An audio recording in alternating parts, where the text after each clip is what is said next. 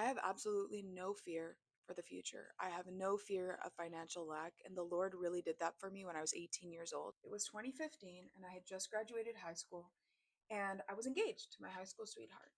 And before I decided to go off into this married life, I wanted to dedicate the last season of my singleness to the Lord. So I grew up as a missionary kid in India, and I never really had a job. You really don't work when you're in high school. In fact, I was in boarding school, so we couldn't really work. I had no job, and my parents were missionaries, so they didn't have a lot of finances, and it cost some money to send me to America and help me do this internship where I would learn a lot about the Lord, learn a lot about the Word, and prayer. And the Lord had provided enough for me to get there, like the initial deposit. So I had gotten there, and there was still some money that I needed in order to do the next part of the internship.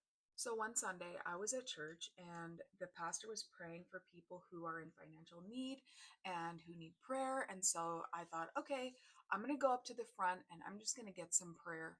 I just need someone to pray for me because I don't know how this money is going to come. And, I didn't have a job. My parents didn't have a lot of money. I didn't know how I was going to get the finances that I need to finish the internship. I was all alone in a new country, in a new city.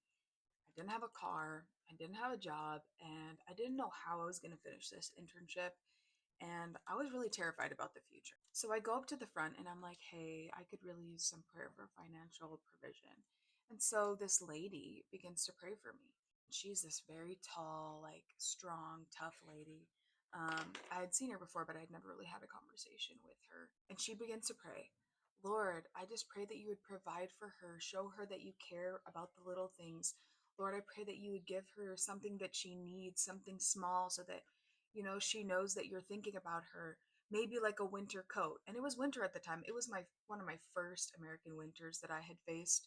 But I did in fact have a winter coat. So I said to the Lord in my heart, Lord, I have a winter coat. Don't worry about that one. And as if she heard my mind, as if she heard the Lord, she said, no, not a winter coat.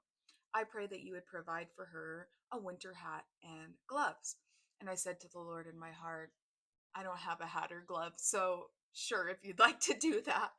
And so she didn't really pray for me for what I prayed for. She didn't pray for me about the internship specifically. She didn't pray that I would get what I need to do the internship or anything like that. She just prayed for me that he would show me that he was paying attention to me.